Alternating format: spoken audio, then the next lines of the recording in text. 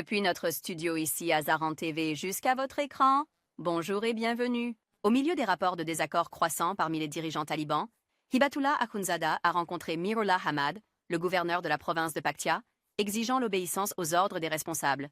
Le porte-parole des talibans, Zabihullah Mujahid, a annoncé que la réunion a été suivie par le chef du conseil des oulémas, le commandant de la sécurité, le chef du renseignement et tous les responsables talibans de la province de Paktia. Des sources internes aux talibans ont dit à Amo Media que Sirajuddin Haqqani a critiqué les restrictions sur son autorité au sein du ministère de l'Intérieur. Lors d'une récente rencontre avec le dirigeant taliban à Kandahar, Haqqani aurait averti Akhundzada que si les politiques radicales continuaient, de nombreux dirigeants talibans se sépareraient de l'organisation groupe. Ces sources ont ajouté que Haqqani s'est rendu à Kandahar le mois dernier par le biais de la médiation de Yaqub Mujahid, ministre de la Défense, et d'Abdul Haq Wasek, chef du renseignement, où il a franchement exposé ses positions. Paktia, le lieu de naissance de Haqqani, reste l'une des provinces où le réseau Haqqani exerce une influence significative. Les Nations unies ont rapporté que la loi du groupe taliban sur la promotion de la vertu et la prévention du vice a encore limité l'accès des femmes aux services de santé. Selon un rapport de l'UNAMA publié le jeudi 10 avril 2025, les chauffeurs refusent de transporter les femmes sans tuteur masculin vers les hôpitaux et cliniques. L'UNAMA a documenté de nombreux cas où des femmes se sont vues refuser des services de santé essentiels faute de tuteur masculin. زنای افغانستان دخترای افغانستان دیگه چی میشن؟ جزی که دخترای جوان به مدارس فرستاده میشن دیگه کدام نوع حقوق انسانی را دارن؟ بالای طالب کدام فشار وارد شده که طالب حداقل یک عقب نشینی کرده.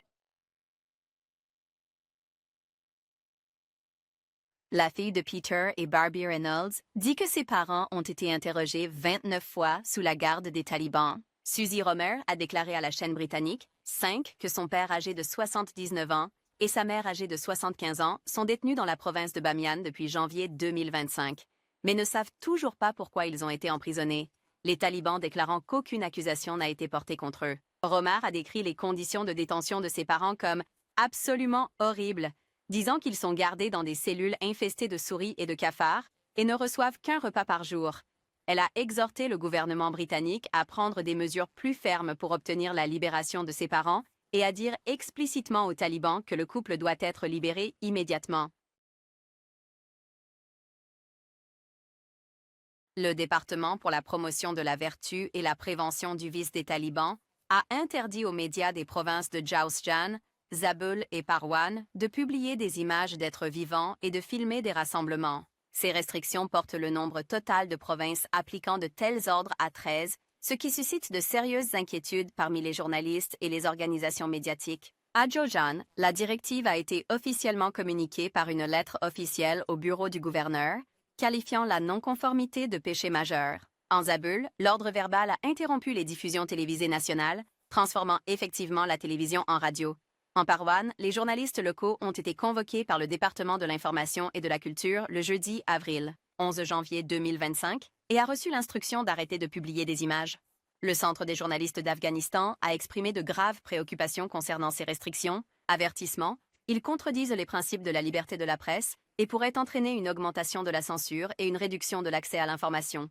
Des sources rapportent que Mullah Hibatullah, le chef des talibans basé à Kandahar, pousse à une stricte mise en œuvre de cet ordre dans toutes les provinces afghanes. بله اول خب من ایران نمیپذیرم که آزادی بیان وجود نداشته باشه. اگر شما تلویزیون‌ها و رسانه‌های افغانستان رو تعقیب بکنید، تمام رسانه‌ها نشرات آزادی خود دارن. قسمی که سابق نشرات داشتن حالی هم همون نشرات خود دارن. بالای حکومت انتقاد وجود داره، بالای کارکردهای مختلف از حکومتداران انتقاد وجود داره. آزادی بیان یک اصل است در جامعه. به نظر ما آزادی بیان وسیله است که بین مردم و بین حکومت یک هماهنگی را به میان آورده میتونه. Des sources locales dans la province de Kandahar rapportent que l'explosion de jeudi était en réalité une frappe aérienne visant des membres du Tehrik-i-Taliban Pakistan, TTP, et du mouvement Balok. Selon ces rapports, l'attaque a eu lieu après une rencontre entre les deux groupes dans le quartier d'Ain Mena, entraînant 12 morts. Les victimes et les blessés ont été transférés à l'installation du corps d'armée des talibans. Les résidents locaux ont également signalé avoir entendu des coups de feu après l'explosion. Des sources ont confirmé que plusieurs membres dirigeants des deux groupes résidant dans certaines parties du quartier Ain Mena. Cependant, Le commandement de sécurité des talibans à Kandahar a présenté un récit différent, affirmant que l'incident a été causé par des munitions non explosées et usées stockées dans un conteneur près du département anti-stupéfiants. Asadullah Jamshid, porte-parole du commandement de la sécurité des talibans, a déclaré que plusieurs gardes ont été blessés lors de l'incident, mais n'a pas fourni de chiffres spécifiques.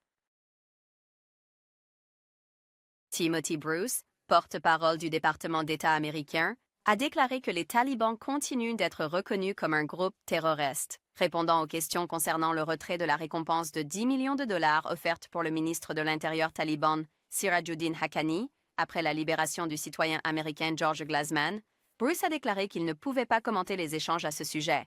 Bruce a ajouté « Ces cadres sont toujours en cours de révision », mais a souligné que le statut des talibans en tant que groupe terroriste reste inchangé. Ces déclarations viennent malgré le fait que les États-Unis aient retiré la prime sur Haqqani après la libération de Glasman. Concernant les demandes d'aide des proches du couple britannique détenu, le porte-parole du département d'État a noté qu'ils sont citoyens britanniques et que toute action devrait venir du gouvernement britannique. Le couple britannique est en détention par les talibans depuis plus de 2 mois.